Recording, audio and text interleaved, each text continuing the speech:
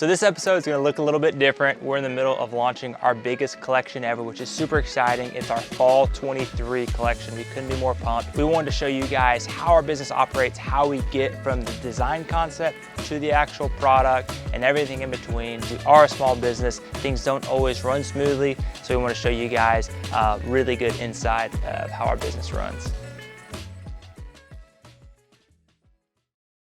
So launching our biggest collection ever really takes me back to the early days when our collection was 12 t-shirts, 3 or 4 caps, nothing major.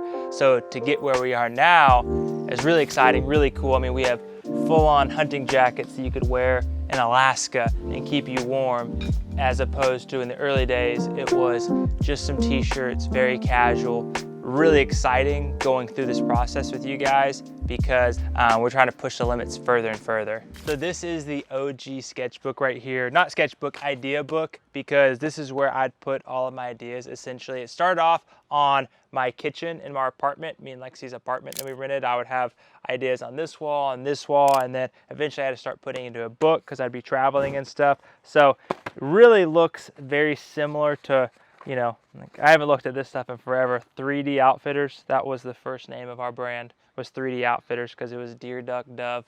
I know, corny. I'm glad that didn't happen. If y'all are enjoying this video, please hit the subscribe button. Our channel can't grow without that happening. And if y'all are loving the content, please subscribe. It does mean the world to us. It really does change how our business is growing. So if you like it, please subscribe for us. So my inspirations haven't really changed over the last 8 years in the sense of I find it anywhere. I could be at the beach with my family. I could be driving down the street and see a t-shirt color of somebody walking down. I could see a graffiti. It doesn't really matter because when you're designing and when you're creating, it can come from anywhere and you always want to be ready and available to see something and then take that concept, flip it, and turn it into your own. So once I have that inspiration, I start thinking through like, is this going to work? Because I might have 100 designs in my head, but only 10 of them are gonna be good. So I really start thinking through, is the inspiration I found going to work?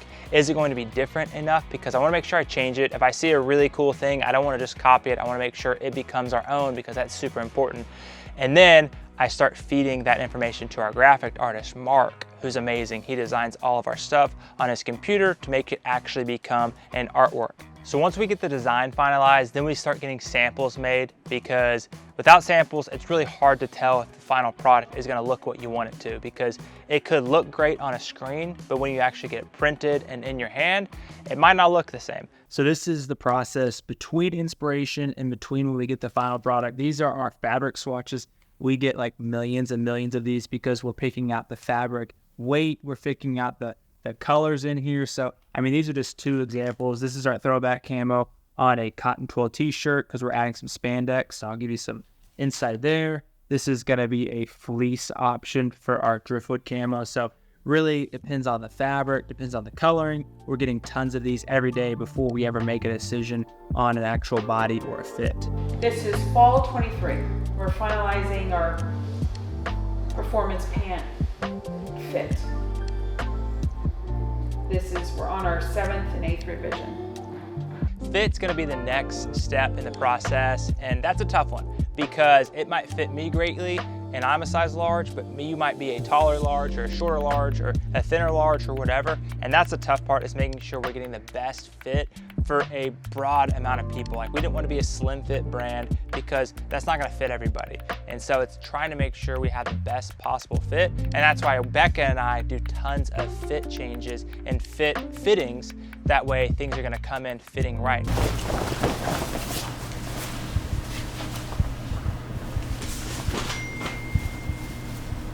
The length was 1/4 inch short. Chest right on spec. My name's Rebecca, and I'm the sourcing director for Burlebo. I help Trey and the design team take concepts from inception to delivery. So I manage and source the whole development process for Burlebo. For everything from socks, hats, shoes, shirts, you name it, I do it. So what I can have them do is scoop this out a little bit more. I curve it out a little bit more where it's not Like, is the problem in here? So right now we're just going through items for fall. I mean, this is pretty much what a small business looks like up until the buzzer. I mean, these should already pretty much be done because it's July and we're expecting these in September. We want it to be perfect. That's the thing, is with us, it might be really close, but you know, we talk about it's like a game of ½ inch and quarter inch because we want it to be perfect. So we're just making tiny incremental changes to make sure it's going to fit as nice as possible.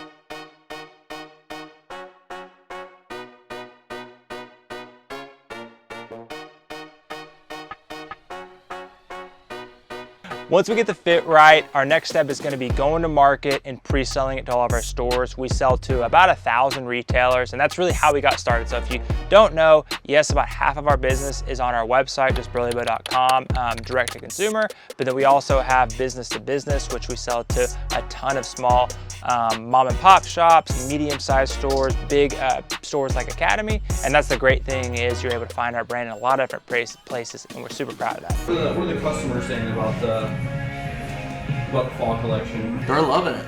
From what I've heard, if you look at, just go check the tape, you check the comments. People are leaving a lot of fire emojis, and that's only a good sign in my book. It's flying off the shelves. Flying like a duck on a pond. Like a bird. Flying. Just like a flying mallard duck. My favorite part of the design process is definitely the very beginning, because I now know that anything is possible, which is super exciting. In the early days, I felt like we were so limited on what we could do, because I think that just happens. Like, you're not sure if you're capable. And so 8 years in, now I know we can literally make anything, which is so fun. It's so inspiring. So the very beginning, and then the very end, when we actually get there, of course, everybody's excited to finish the race, but it's like coming to fruition of it working. And so the beginning and the end are definitely probably the most obvious, but my favorite parts of the design and inspiration process. A big question we get a lot of times is like, how do you design such a massive collection? How do you build this all out? And really, it's an amazing team. We couldn't do this without our amazing operations team. We couldn't do this without our managers. And really, we couldn't do any of this stuff without our design team, our sourcing team. Rebecca, she handles all of our sourcing, directing. Mark handles all of our graphics. Those two have been with us, I think, the longest in our company, which is really exciting. I work with them directly every day. We can't make cool graphic t-shirts like this without Mark, without Rebecca putting in so much effort. So super cool, love what we do, love the team. That's the easiest answer I can give you as far as how can we get all this done. It's with our amazing team.